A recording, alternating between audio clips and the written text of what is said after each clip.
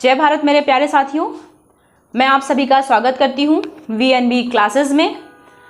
बच्चों, मुझे ऐसा लगता है कि मैंने अभी तक जितना भी क्लासेस आप अभी तक लिए हैं, आई होप आपको सारी चीज़ें क्लियर हो चुकी होंगी। और डिस्कस करना है जिस टॉपिक पे, वो है साइटोस्केलेटन। और इससे पहले हमने माइटोकॉन्ड्रिया और क्लोरोप्लास्ट ये सब पढ़ा रखा है, और इसमें से जितने भी क्वेश्चन बनते हैं आप उसे देख लीजिएगा, क्योंकि वहाँ से क्वेश्चन ज़्यादा बनते हैं। ठीक है, बात करते हैं। आज का मेन टॉपिक है साइटोस्केलेटन। इसमें से कुछ नहीं, इसके कभी कदा एक क्वेश्चन आते हैं कि साइटोस्केलेटन का वर्क क्या है, इससे ज़्यादा कोई क्वेश्चन इसमें बनता नहीं है। तो साइटोस्केलेटन है क्या, पहले ये जानते हैं। ठीक है, प्लांट सेल्स हो या एनिमल सेल हो,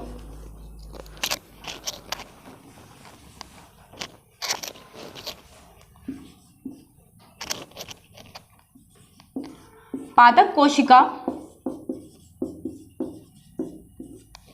या जंतु कोशिका, ठीक है,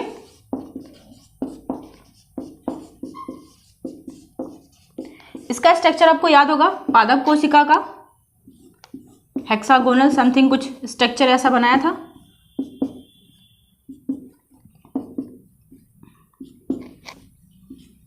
ठीक है, तो ये प्लांट सेल्स है और एनिमल सेल्स का आपको याद होगा सिंपल स्ट्रक्चर है राउंड में।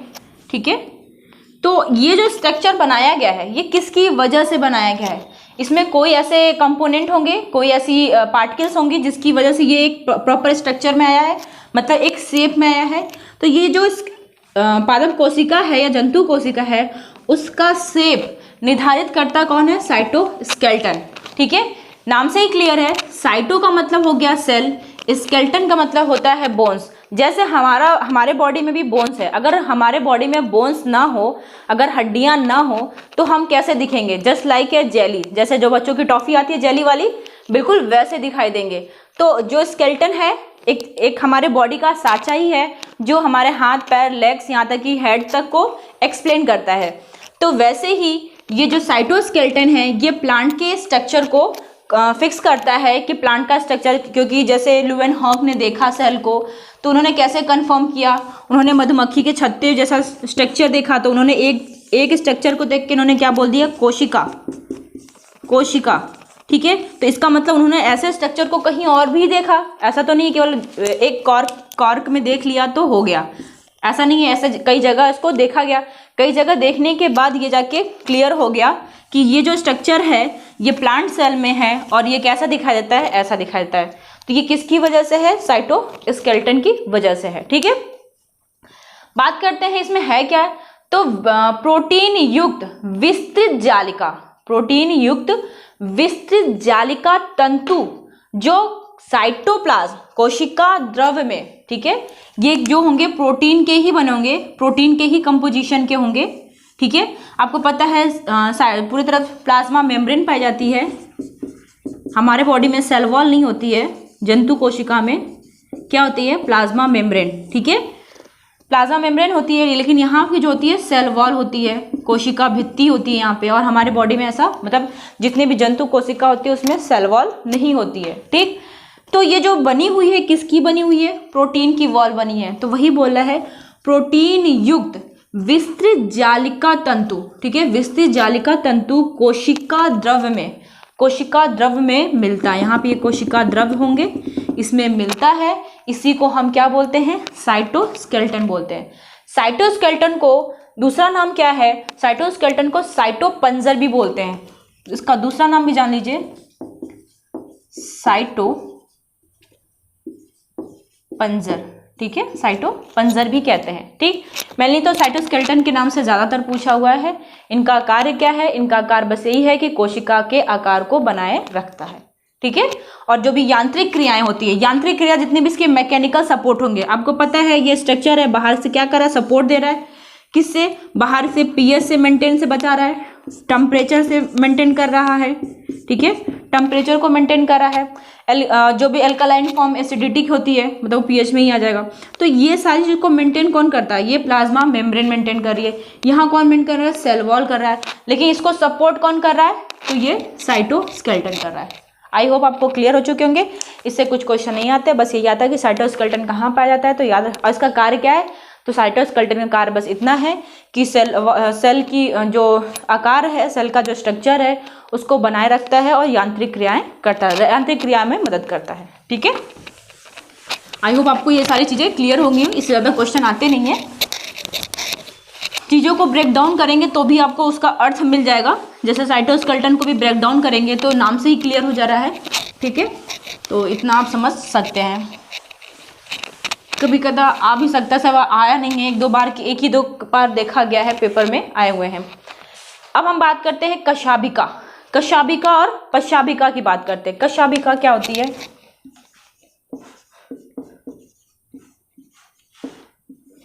ठीक है, कशाभिका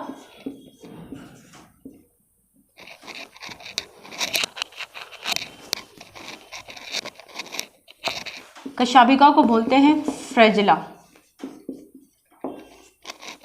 ठीक है, और हम बात किसकी करेंगे? पश्चाभिका।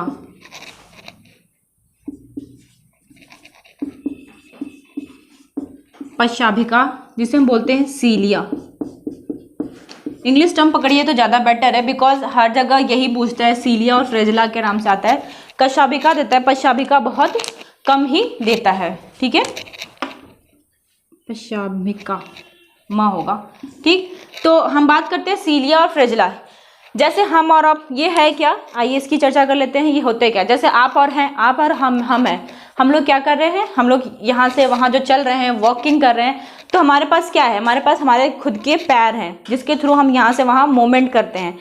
तो ये भी क्या होती है? ये भी जो कशाभिका, फ्रेजिला और सीलिया है, ये भी क्या मदद करता है? मूवमेंट में मदद करता है। ठीक है, जैसे कुछ जीव हैं, प्रोकैरियोटिक जीव हैं। प्रोकैरियोटिक जीव में वैसे जीव आते हैं जो बहुत डेवलप नहीं होते हैं, जैसे हम बात करते हैं जीवाणु की। ठीक है, जैसे हम बात करेंगे जीवाणु मतलब बैक्टीरिया की बात करेंगे। ठीक है, किसकी बात करेंगे? बैक्टीरिया। ये इनका बॉडी ऐसा है। ठीक है, ये भी यहाँ से वहाँ मूवमेंट कर रहे हैं, तो किसके थ्रू मूवमेंट कर रहे हैं? इनकी बॉडी में क्या है? फ्रेजिला पाया जा रहा है। ठीक है, चारों तरफ कुछ ऐसे भी होते हैं जो सीलिया भी पाए जाते हैं। ठीक है, सीलिया भी पाए जाते हैं ऐसे ऐसे। जैसे हम बात कर ले एग्जाम्पल में पैरामीशियम।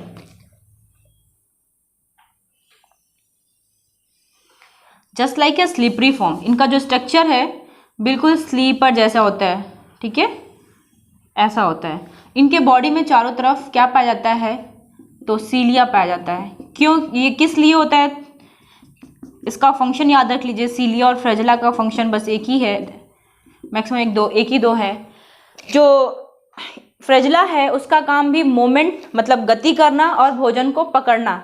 सेम काम सीलिया का भी होता है, गति करता है और भोजन को पकड़ता है। ठीक है, तो सीलिया का काम गति ज़्यादातर होता है, गति के साथ साथ फूड को अपनी ओर खींचने की कैपेसिटी होती है। जस्ट लाइक ए फिंगर है, कोई चीज़ आपको पकड़नी होती है तो ऐसा नहीं आप पाम के थ्रू पकड़ लोगे डायरेक्ट, बिना। अगर बॉल पकड़ना है तो आपको ज़रूरत किसकी होती है? आपके ये फिंगर की, मतलब अंगुलियों की ज़रूरत होगी। बिना अंगुलियों की ज़रूरत को आप डायरेक्ट बॉल नहीं पकड़ सकते। ठीक है, तो वही चीज़ इसमें भी होती है कि इसमें कोई फूड को लेना है तो वो सारे मतलब अपनी तरह से इन्वायरमेंट ऐसा फ्रेश बनाती है जिसकी वजह से जो भी फूड रहेंगे इसके आसपास वो अंदर की ओर आते रहेंगे। ठीक है, वो अंदर आते हैं, यहाँ पे फूड टाइप वैक्यूल्स होता है, जो फूड ऐसे अंदर आया और ये अंदर की ओर चला। तो ये कहाँ से आएंगे? तो ऐसा तो नहीं इनके पास हाथ है, पैर है। ये इसी सीलिया के द्वारा इसको क्या करते हैं? पैरालिसिस मोमेंट होता है, मतलब अपनी ओर इस चीज़ों को खींचने का। ठीक है, और अगर कहीं फ्रेजिला होगा, जैसे यूग्लिना की हम बात कर लें, जिनकी बॉडी में फ्रेजिला पाया जा रहा है उन्हीं की हम बात कर रहे हैं।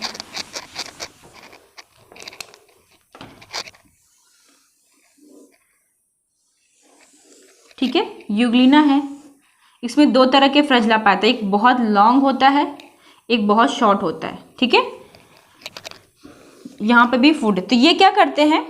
इनके पे ये भी देखिए, ये है, ये क्या करेगा? ये मूवमेंट करता है, मतलब ऐसे ऐसे मूवमेंट करके आगे भी बढ़ता है और इसी के थ्रू वो क्या करता है? फूड को पकड़ के अपने अंदर की ओर ले आता है। तो ये इनकी बात हो गई कार्य की। ठीक है, इनका रेशियो पूछता है कि बनाए क्या जाते हैं। वैसे आपके जितने भी लोअर एग्जाम वगैरह कुछ ज़्यादा ऐसे क्वेश्चन नहीं आता है, बस इसका कार्य पूछता है कि सीलिया और फ्रेजिला का कार्य क्या है। तो याद रखिएगा, सीलिया और फ्रेजिला का कार्य क्या है? गति करना और भोजन को पकड़ना। ठीक है, और क्वेश्चन ये भी आते हैं कि जो बैक्टीरिया है, बैक्टीरिया का जो सेल है, क्योंकि बैक्टीरिया एक लेयर की नहीं है, बैक्टीरिया के ऊपर 3 लेयर पाए जाते हैं, ठीक है। बैक्टीरिया, और हम आपको एक्सप्लेन इसका स्ट्रक्चर आगे एक्सप्लेन करेंगे जब पूरा बैक्टीरिया को लेकर हम पढ़ाएंगे। अभी हम बात करें केवल सीलिया और फ्लैजेला के बारे में, इसलिए अभी हम बैक्टीरिया का पूरा स्ट्रक्चर नहीं डिस्क्राइब करेंगे। जो इसकी याद है कि बस 3 लेयर की बनी होती है, जो तीसरी लेयर होती है यहीं से ये लगा हुआ रहता है इसका फ्लैजेला, ठीक है। तो यहाँ पे जो लेयर है, यहाँ पे एक जीव द्रव्य पाया जाता है, जिसकी वजह से ये यहाँ पे अटैच होता है और ये मूवमेंट के लिए मदद करता है, और ये फूड के कैप्चरिंग के लिए भी ये मदद करेगा, ठीक है। रेशियो पूछता है इसका, तो याद रख लिए एक 9+2 रेशियो बनता है, एक 9+0 का रेशियो बनता है। 9+2 रेशियो क्या होता है, ये किस में पाया जाता है, क्वेश्चन यहाँ से भी आते हैं। जो LT वगैरह के एग्जाम देते हैं बच्चे, उनके लिए ज़्यादातर बेनिफिट है कि 9+2 क्या होता है। तो ये फ्लैजेला का अरेंजमेंट है, जैसे भी हमने आपको दिखाया कि जो बैक्टीरिया है, बैक्टीरिया के 3 लेयर के बाद जो ये वाला यहाँ पे होता है, ये स्ट्रक्चर होता है, तो यहाँ पे वो अटैच है प्लाज्मा में, तो उसी के बारे में कि वो किस तरह से अटैच है। तो यहाँ पे सेंटर में 2 होते हैं, ठीक है, बाकी यहाँ पेयरिंग में 9 होते हैं।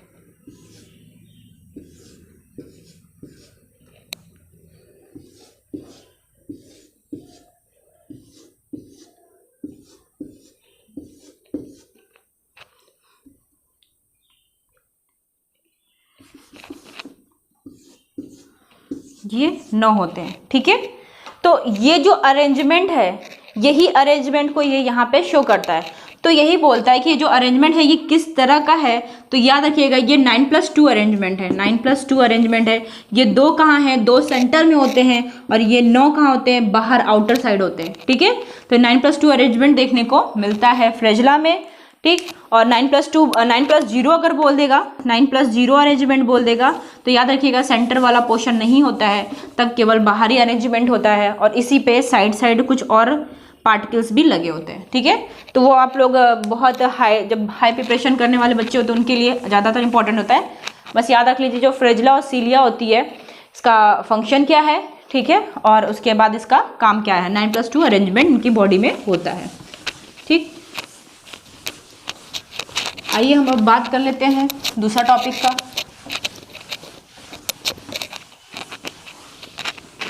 एक्चुअली छोटे छोटे टॉपिक से इससे ज़्यादा क्वेश्चन आते नहीं है, सीधे जो क्वेश्चन अभी तक पूछे गए हैं डायरेक्ट मैंने उस पर जवाब मैंने आपको दे दिया, इससे ज़्यादा उस पर कोई क्वेश्चन नहीं आएंगे, ठीक है। अब हम बात करते हैं तारकाय, ठीक है, जिसे सेंट्रोसोम बोलते हैं, तारकाय, ठीक है। तारकाय है जिसे इंग्लिश में बोलते हैं सेंट्रोसोम, सेंट्रोसोम, ठीक है।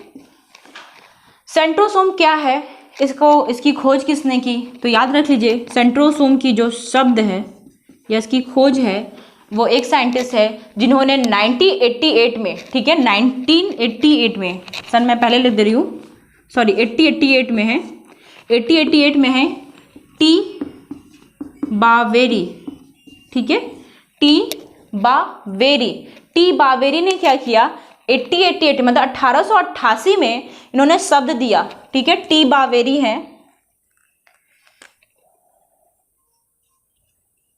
ठीक है, ये क्या है, टी बावेरी है। इन्होंने क्या किया, शब्द दिया, किसका, तो सेंट्रोसोम शब्द दिया। अभी तक क्वेश्चन यही पूछता आया है, ये भी क्वेश्चन इंपॉर्टेंट है, क्वेश्चन आता है जो LT वाले बच्चे उनके लिए खासकर इंपॉर्टेंट है। पिछली बार क्वेश्चन एक बार ये पूछा हुआ है कि सेंट्रोसोम शब्द किसने दिया है, तो टी बावेरी ने दिया है, ठीक है। उसके बाद आता है कि सेंट्रोसोम, जो सेंट्रोसोम है वो कहाँ पाया जाता है, ठीक है। तो सेंट्रोसोम ज़्यादातर ये जंतु कोशिका में पाया जाता है, पादप कोशिका में कुछ ही में पाया जाता है। जैसे हम बात कर लें शैवाल, शैवाल, ठीक है, जैसे बात कर ले शैवाल हो गया, फंजाई हो गया, फंजाई है जिसे बोलते हैं कवक, शैवाल को इंग्लिश में एल्गी बोलते हैं, ठीक है, फंजाई को कवक बोलते हैं, ठीक है। और मॉस, ठीक है, मॉस आता है, मॉस जो ब्रायोफाइटा है उसका है, ठीक है। ये जो ब्रायोफाइटा फैमिली है ना, ब्रायोफाइटा फैमिली, ब्रायोफाइटा उससे ये बिलोंग करता है मॉस, ठीक है। मॉस एक पौधा है, तो इन सारे पौधों में भी क्या है, सेंट्रोसोम देखने को मिला है, ठीक है। इसके ये सेंट्रोसोम पाया कहाँ जाता है, तो जो कोशिका द्रव है, ठीक है, ये जो कोशिका द्रव होता है इसी में हमने आपको बना के दिखाया होगा स्ट्रक्चर। नहीं याद है तो याद कर लीजिएगा, मेरा जो एनिमल और सेल वाला लेक्चर है पीछे प्रीवियस में पढ़ा है, उसमें जाके देख लीजिएगा, उस पर हमने आपको सेंट्रोसोम को बताया है, ठीक है। तो सेंट्रोसोम सब कहाँ पाया जाता है, जंतु में पाया जाता है, जंतु में मेनली पाया जाता है, प्लांट में बहुत कम देखने को मिलता है। कहाँ मिलता है, एल्गी, फंजाई और मॉसेस में देखने को ये मिलता है, ठीक है। जो सेंट्रोसोम है वो दो जोड़ी सेंट्रियोल का जो सेंट्रोसोम है वो दो जोड़ी सेंट्रियोल से बने होते हैं, ठीक है। आप देख रहे हैं ये पेयरिंग में होते हैं, सिंगल कभी नहीं होते हैं। जैसे जब सेल डिवीजन होता है, आपने सेल डिवीजन नहीं पढ़ा है तो याद रख लीजिए, जब सेल डिवीजन होता है मतलब कोशिका विभाजन जब होता है उस कंडीशन में, क्योंकि न्यूक्लियस आपको पता है यहीं पे क्या होगा, न्यूक्लियस पाया जाएगा। न्यूक्लियस कैसा होगा, थ्रेड लाइक पड़ा रहेगा, लेकिन इसमें क्या होगा, डिवीजन होगा, मतलब विभाजन होगा। जब इसमें विभाजन होगा तो ये जो सेंट्रोसोम है, ठीक है, यही क्या करता है, विभाजन में मदद करता है, ठीक है। ये विभाजन में क्या करेगा, मदद करेगा। तो याद रख लीजिए प्रत्येक सेंट्रोसोम जो होते हैं दो जोड़ी सेंट्रियोल से बने होते हैं, ठीक है।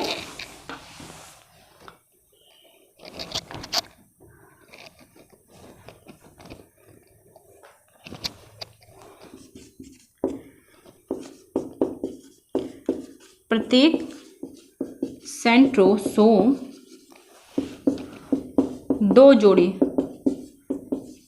सेंट्रियोल्स, ठीक है, दो जोड़ी सेंट्रियोल से बने होते हैं।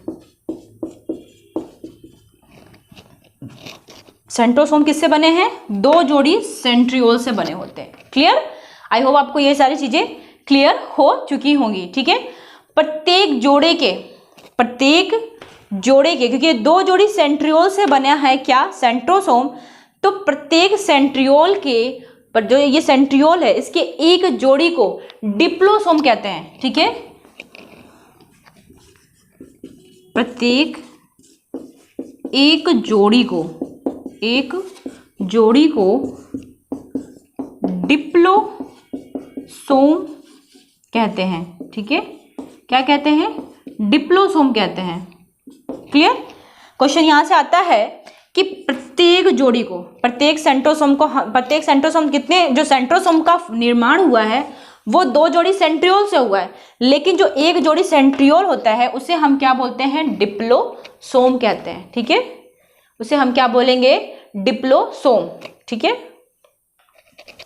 दूसरी खास बात, जो सेंट्रियोल है वो कैसा होता है, आप सेप देख रहे हैं, हमने इसको कैसा बनाया है, सिलेंड्रिकल बनाया है, मतलब ये ऐसे पड़ा रहता है, सिलेंड्रिकल के फॉर्म, मतलब बेलन के आकार में ये पड़ा होता है, ठीक है। जंतु कोशिका में पाया जाता है, बेलन की इसकी आकृति होती है, ठीक। और इसका जब डिटेल स्ट्रक्चर देखेंगे तो कुछ खास नहीं है, ठीक है। डिटेल स्ट्रक्चर में यही है कि जो माइक्रोट्यूब्यूल्स होते हैं, माइक्रोट्यूब्यूल्स जो होंगे, सूक्ष्म नलिकाएं जो इसकी होती हैं वो 27 होती हैं और ये 9 के अरेंजमेंट में चलती रहती हैं, ठीक है। ये क्या करेंगी, 9 के अरेंजमेंट में चलती रहती हैं। इतना कुछ खास नहीं आता, बस डिप्लोसोम से आता है। शब्द किसने दिया है, टी बावेरी ने दे रखा है, ठीक है। ये पाया कहाँ जाता है, तो ये जंतु कोशिका में पाया जाता है, ठीक है। आई होप आपको ये सारी चीजें क्लियर हो गई होंगी, ठीक है। उसके बाद हम बात करते हैं, तो सेंट्रोसोम पे ही बातें हो रही मेरी, तो अभी मैं लग रहा है आप इतना समझ चुके होंगे। हम अब इस पे आगे बात करते हैं। शब्द की बात हो चुकी है, ठीक है। सेंट्रोसोम कहते किसे हैं, दो जोड़ी सेंट्रियोल से मिलकर सेंट्रोसोम बनता है, ठीक है। याद रख लीजिए, देखिए मेन टॉपिक है ये। टी बावेरी है साइंटिस्ट, शब्द जिन्होंने दिया उन्होंने ही खोज किया, शब्द लेकर पूछता है शब्द किसने दिया, टी बावेरी है। दो जोड़ी सेंट्रियोल, ठीक है। दो जोड़ी सेंट्रियोल मिलकर क्या बनाते हैं, सेंट्रोसोम बनाते हैं, ठीक है। उसके बाद बात करते हैं, जो सेंट्रियोल है, दो जोड़ी सेंट्रियोल को हम और क्या बोलते हैं, तो डिप्लोसोम कहते हैं। याद रखिएगा क्योंकि क्वेश्चन ये आता है, ठीक है। दो जोड़ी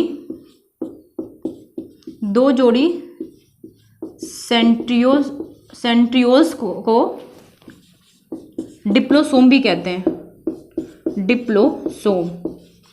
ठीक है, क्वेश्चन ये यहाँ से आता है, स्टार बना के इसको लिख लीजिएगा। ठीक है, क्या कहते हैं? डिप्लोसोम कहते हैं।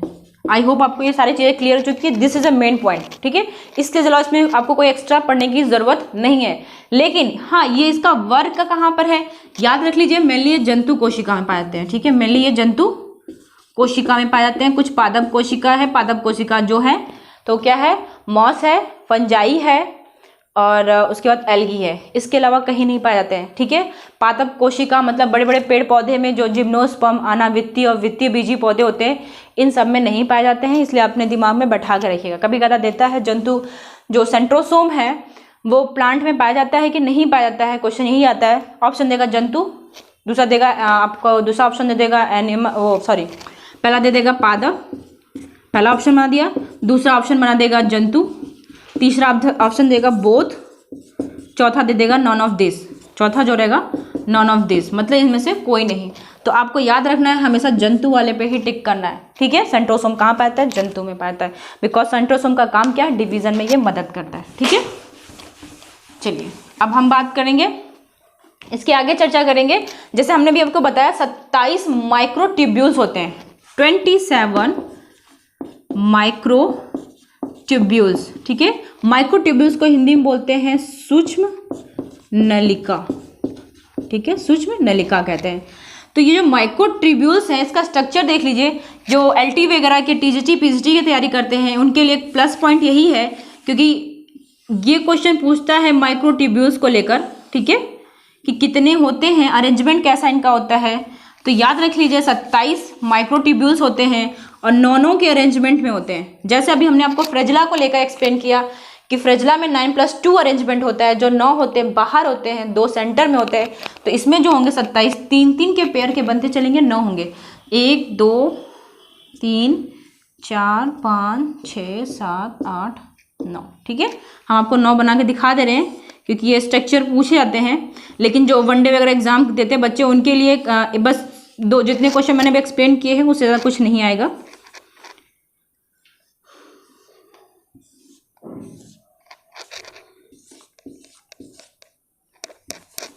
एक्चुअली स्ट्रक्चर जो होता है ना, बनाओ तो टाइम बहुत ज़्यादा लगते हैं। तो इसलिए हम बेसिकली जो रफली बन सकते हो मैं उसी को ही बना के दिखाऊंगी कि आपके माइंड में ये चीज़ सेट हो कि नहीं, ये 9 कहाँ से आ गया, 27 क्या है, तो ये आप इससे कंफ्यूज ना हो जाए।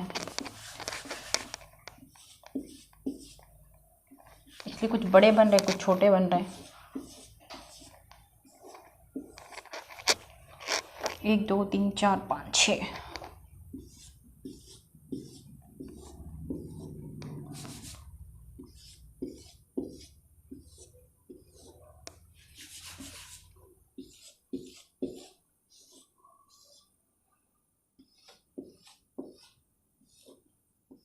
ठीक है, ये कुछ ऐसा देख रहे हैं जैसे कार्डविल देखा होगा आप लोगों ने। जब गांव में जब बैल से कुएं से पानी निकला जाता था तो उनको राउंड राउंड घुमाया जाता था, तो वो वही चीज़ है। ठीक है, ये ऐसे जो राउंड राउंड बने हैं ये ऐसे ही होते हैं।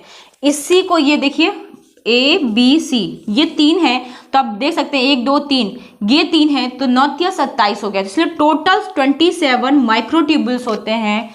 ठीक है, 27 माइक्रोट्यूब्यूल्स होंगे और किस रूप में होते हैं तो याद रख लीजिए ट्रिपलेट। ठीक है, ट्रिपलेट्स के फॉर्म में होते हैं। ठीक, ये एलटी वालों के लिए बहुत इंपॉर्टेंट है। क्वेश्चन यहाँ से आया है कि 27 वो सेंट्रोसोम का अरेंजमेंट कैसा होता है, तो 27 माइक्रोट्यूब्यूल्स होते हैं। किसके अरेंजमेंट में होते हैं, तो ट्रिपलेट के अरेंजमेंट में होते हैं। ठीक है, ये ट्रिपलेट के फॉर्म में होते हैं और ये क्या होते हैं, एक तरह का फाइबर होता है। एक तरह का यह क्या है, फाइबर होता है। ठीक, इसका ऐसा ये स्ट्रक्चर होता है।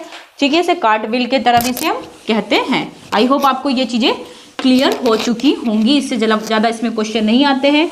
इसका कार्य क्या है इतना इंपॉर्टेंट है कि पूछिए मत। कार्य से डायरेक्ट क्वेश्चन आते हैं, जो किसी भी एग्जाम का उठा कर देख लीजिए, उसमें आपको डायरेक्ट मिलेंगे। जैसे जब सेल डिवीज़न होता है, जब सेल डिवीज़न होता है, ठीक है, तो यहाँ पे ऐसा एक स्ट्रक्चर बनता है। ठीक है, एक स्ट्रक्चर बनेगा।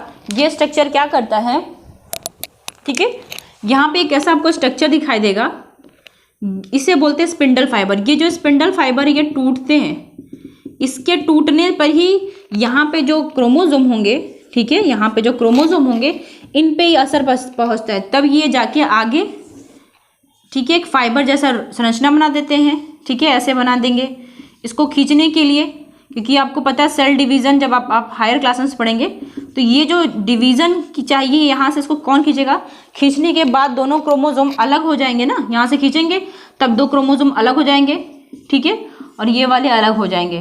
तो ये कैसे होगा, जब ये स्पिंडल फाइबर बनाएगा। तो ये स्पिंडल फाइबर बनाता कौन है, तो सेंट्रोसोम बनाता है, ठीक है। तो पूछता है कि स्पिंडल फाइबर का निर्माण कौन करता है, ठीक है, स्पिंडल फाइबर्स, ठीक है, स्पिंडल फाइबर का निर्माण कौन करता है, तो याद रखिएगा सेंट्रोसोम क्या करता है, सेल डिवीजन के समय, मतलब कोशिका विभाजन के समय, कोशिका विभाजन के समय स्पिंडल फाइबर का निर्माण सेंट्रोसोम करता है। आई होप आपको ये सारी चीज़ें क्लियर हो चुकी होंगी, इससे ज़्यादा इसमें कोई क्वेश्चन नहीं आते हैं, ठीक है। बाकी हमने जितना आपको बता रखा है, जितना हमने आपको बोल रखा है, उससे ज़्यादा इसमें कुछ नहीं होंगे, ठीक है। तो एक टी बावेरी ने दिया था, और सेंट्रोसोम 2 जोड़ी के होते हैं, प्रत्येक 2 जोड़ी को हम डिप्लोसोम भी कहते हैं। क्वेश्चन यहाँ से आया है, डिप्लोसोम किसे कहा जाता है, तो सेंट्रोसोम को कहते हैं, ठीक है, जंतु कोशिका में पाए जाते हैं, क्लियर। और ये मेनली क्या होता है, ये क्या करेंगे, सेंट्रोसोम स्पिंडल फाइबर को बनाते हैं, और स्पिंडल फाइबर के निर्माण के लिए जरूरी होते हैं किस टाइम, कोशिका विभाजन के समय। आई होप आपको ये सारी चीज़ें क्लियर हो चुकी होंगी। अगर किसी को कोई डाउट रह गया हो तो प्लीज़ उस पर आप हमें कमेंट कर दीजिएगा। अगर समझ में नहीं आया है तो इस लेक्चर को फिर से एक बार 1 से 2-3 बार भगा के देखिएगा, आपको चीज़ें क्लियर हो जाएंगी। क्वेश्चन जहाँ जहाँ बनते हैं मैंने एक्सप्लेन कर दिया, इससे ज़्यादा कहीं क्वेश्चन बने नहीं है, बनने की जहाँ की संभावना होती है वो भी मैंने बता दिया है। आई होप आपको ये वीडियो काफ़ी अच्छी लगी होगी। प्लीज़ चैनल को आप लोग लाइक करिए, सब्सक्राइब करिए, देन शेयर करिए। सब्सक्राइब एंड शेयर बहुत ज़रूरी है, क्योंकि आप जैसे कुछ फ्रेंड भी आपके होंगे जिनको आप शेयर करेंगे तो उन्हें भी छोटी छोटी चीज़ें, टू द पॉइंट जो चीज़ें एग्जाम में आती है उससे रिलेटेड उनको नॉलेज भी मिलेगा, और क्वेश्चन कहाँ से बनते हैं ये भी उन्हें क्लियर होते चले जाएंगे, ठीक है। आई होप आपको मेरी वीडियो बहुत अच्छी लगी होगी। आज के लिए बस इतना ही, नेक्स्ट क्लास में आपसे मिलते हैं। जय भारत।